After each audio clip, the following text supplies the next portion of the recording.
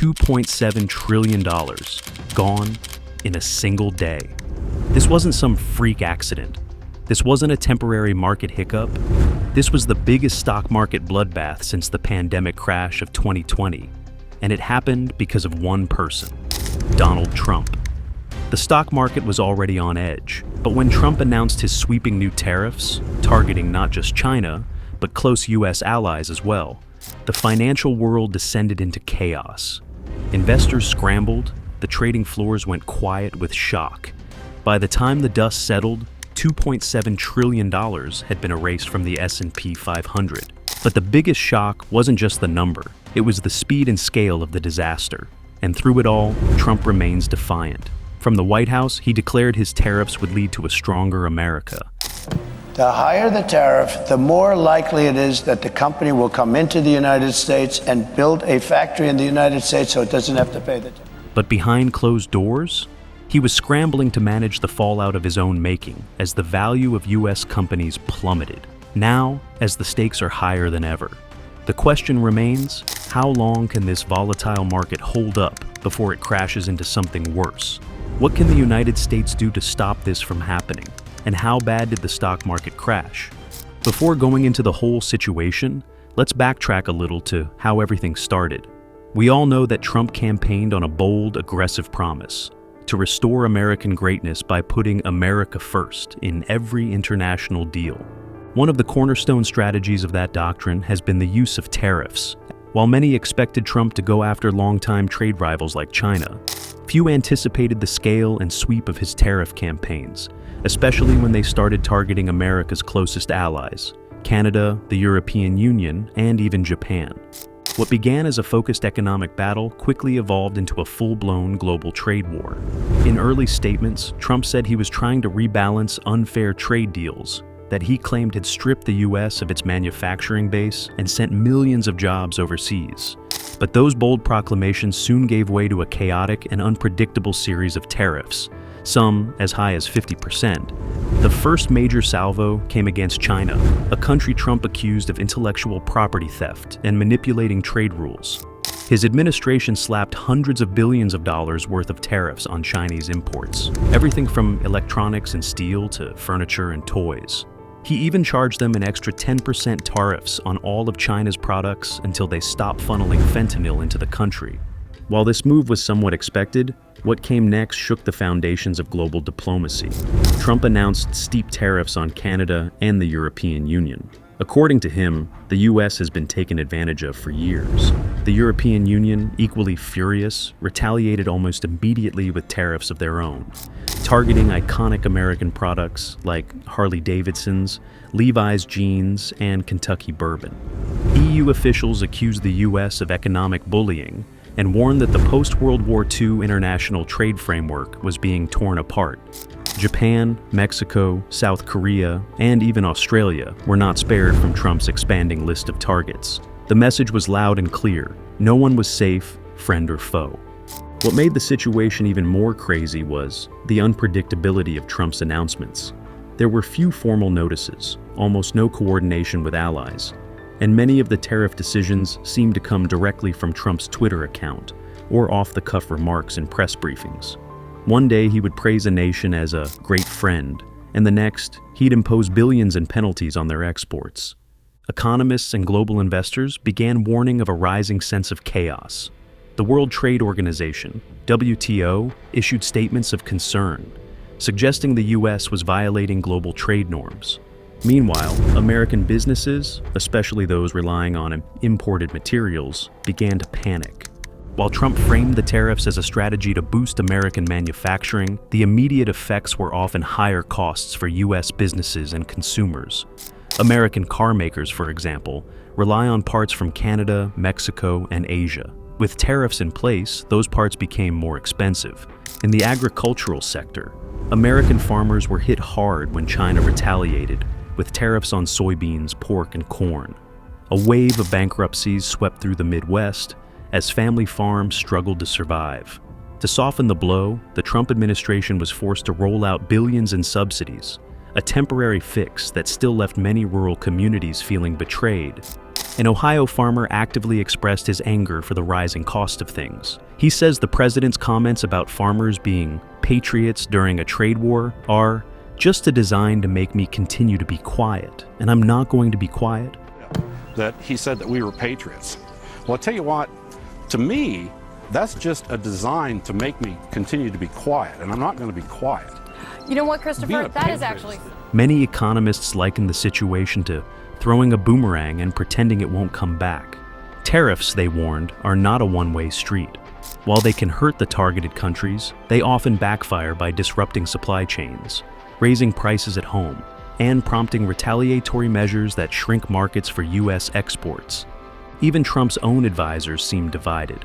A former economic advisor, Gary Cohn, resigned over the issue, warning that protectionist policies could damage America's long-term growth. Meanwhile, Peter Navarro, Trump's trade hawk, continued to push for more tariffs, insisting that the short-term pain would yield long-term gain. The Trans-Pacific Partnership, TPP, which Trump pulled the U.S. out of in his first days in office, was restructured and finalized without American involvement, giving China and other competitors more leverage in Asia. The EU and Canada signed a major trade deal that bypassed the U.S. entirely. Trump's tariffs, once touted as a way to reclaim economic dominance, were instead pushing the U.S. toward economic isolation. While the White House was rolling out tariffs at an unprecedented pace, Wall Street was holding its breath, but not for long. The moment the tariffs went from talk to action, the markets began to tremble. What followed over the coming months was a devastating series of crashes, corrections, and chaotic sell-offs that shook the global economy and wiped out trillions of dollars in value. At first, many investors believed Trump's trade threats were simply tactical bluster, a form of negotiation designed to force better deals. In the spring and summer following the first wave of tariffs, the Dow Jones Industrial Average experienced some of its most violent single-day point drops since the 2008 financial crisis. Investors were stunned. Long considered a bellwether of American economic strength, the Dow was shedding thousands of points in a matter of hours, $1.5 trillion in market value gone in a week.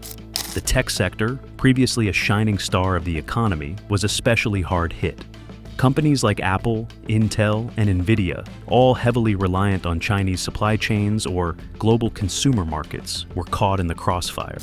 With Chinese tariffs aimed at American tech and U.S. tariffs disrupting parts procurement, these companies faced a squeeze from both ends. Investors began dumping high-risk stocks and retreating into so-called safe havens like gold, bonds, and cash. Even household names like Amazon, Boeing, and General Motors saw massive drops in stock value, with some plunging over 30% in just weeks. Apple Inc., one of the largest companies in the world and the heartbeat of the U.S. tech sector, plummeted 9.3% in a matter of hours. Nike, Lululemon, and other companies that rely on international supply chains, particularly those tied to Vietnam and China, dropped more than 10% each. The Dow Jones sank by nearly 4%, while the Nasdaq, a tech-heavy index, lost a staggering 6%. On top of this, some of the world's most powerful companies, including Nvidia and Boeing, experienced massive losses. Apple alone lost $300 billion in market value, a blow that rippled across every financial sector. The damage wasn't limited to just the U.S. stock market. The global financial system was equally shaken. The FTSE 100, the UK's primary stock index, fell by 1.5%, its worst drop since August 2020. Asian markets weren't spared either, as major indices like Japan's Nikkei and China's Shanghai Composite saw severe declines. What made this downturn especially terrifying was the wild volatility.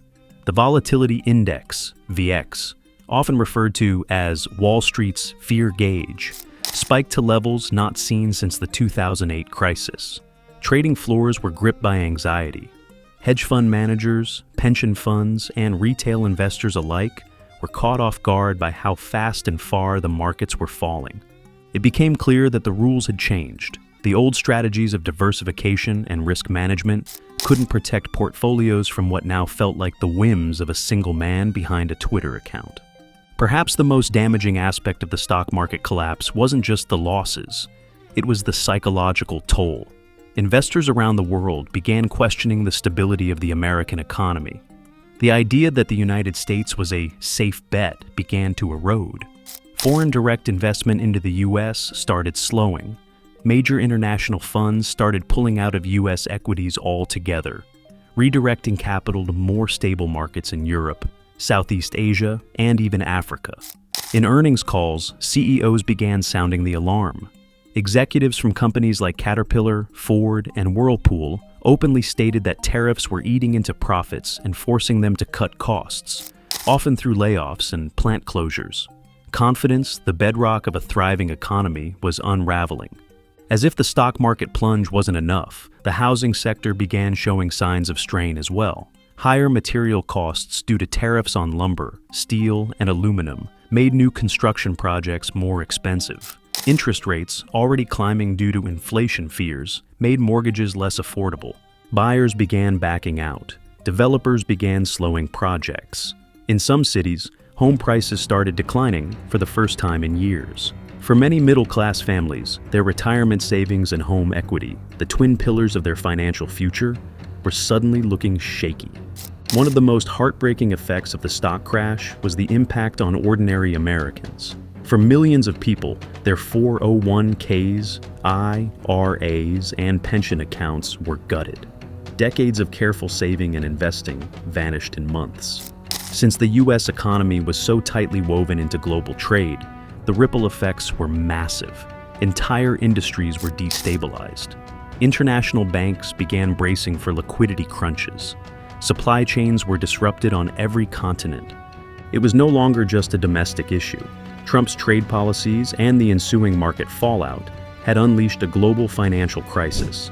As the stock market continued its freefall, one thing became increasingly clear. President Donald Trump had no intentions of backing down. Despite the mounting chaos in the financial world, he remained steadfast in his belief that his economic strategy, centered around tariffs, was necessary for the long-term prosperity of the United States. For Trump, the trade war wasn't just about winning the next election or placating Wall Street. It was about achieving a grand vision of American dominance in the global market. During a public address, Trump defended his Liberation Day tariffs, claiming that the new border taxes would level the playing field for American manufacturers and bring back job opportunities to the U.S. He emphasized that the U.S. economy would emerge stronger once the trade imbalances with foreign nations were corrected, painting a picture of an economically independent future for the country. However, the president's adamant stance on these tariffs only seemed to worsen the market turmoil. His refusal to soften his position, despite the catastrophic losses in the stock market, left investors, economists, and even some Republican allies concerned about the real price of his policies. As Trump's tariffs began to choke global trade, the reactions from foreign leaders were swift and harsh. In particular, China and the European Union condemned the U.S. for imposing tariffs and vowed to implement retaliatory measures. The trade war had escalated beyond just a battle of words. It was beginning to erode the very foundations of the global trading system. In response to the U.S.'s tariffs, China immediately placed new border taxes on key American goods, including soybeans and automobiles. The EU, too, announced tariffs on U.S. products like motorbikes and whiskey. The world seemed to be turning against Trump's policies, with many of his former allies now publicly criticizing his heavy-handed approach. As global stock markets plummeted, the effects of these retaliatory tariffs rippled across industries.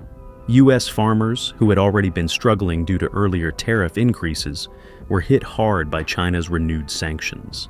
American exporters in the tech and automotive sectors were also facing major challenges as European countries joined the trade war. Despite the growing pressure, Trump maintained his belief that this economic hardship was just a temporary setback. He assured the American people that the long-term benefits of these tariffs would be worth the short-term pain. However, it was becoming increasingly difficult to ignore the reality on the ground. Companies were pulling back from investing in the U.S., and many were already laying off workers or postponing new hires. The economic pain was not limited to just the upper echelons of corporate America. Ordinary Americans were feeling it too. Retail prices continued to rise, affecting households across the nation. Meanwhile, Business closures and job layoffs were making headlines every week. As the president's tariffs continued to wreck the economy, the nation's leaders began to speak out. Even Republican members of Congress, typically supportive of Trump's policies, began expressing their growing concern. Some spoke privately, while others voiced their criticisms openly. There were calls for the president to consider recalibrating his approach, but Trump remained unmoved. Corporate leaders and donors, who had long been the backbone of Republican campaign funding, began pressuring lawmakers. CEOs from powerful sectors, automotive, agriculture, tech, were urging Republican senators to rein in the chaos before it spiraled further. Farmers in red states like Iowa, Kansas, and Nebraska, who had overwhelmingly voted for Trump in 2016, were now devastated by retaliatory tariffs from China and the EU. Their crops sat unsold, their profits vanished, and many began questioning whether their loyalty had been misplaced. What began as an ambitious strategy to put America first has now turned into a crisis of confidence, both in the markets and in leadership. President Trump's sweeping tariffs aimed at strengthening the U.S. economy ended up triggering global backlash, crashing the stock market, and wiping out trillions in value.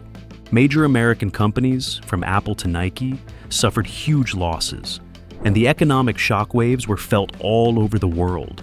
Investors panicked, international allies retaliated, and America's most trusted currency, the US dollar, began to lose its shine. But perhaps most telling of all is the political fallout at home. Even members of Trump's own Republican Party began to push back. Farmers, manufacturers, and everyday Americans, many of whom had once proudly supported him, started to feel the pinch. The trade war, once seen as a bold move, is now widely viewed as a dangerous gamble that backfired. In the end, the message is clear. Isolation comes with a cost. No nation, no matter how powerful, can go it alone in a global economy. And when bold policies ignore that truth, the consequences can be swift, brutal, and widespread. Trump may have aimed to protect American interests, but in doing so, he may have hurt them the most.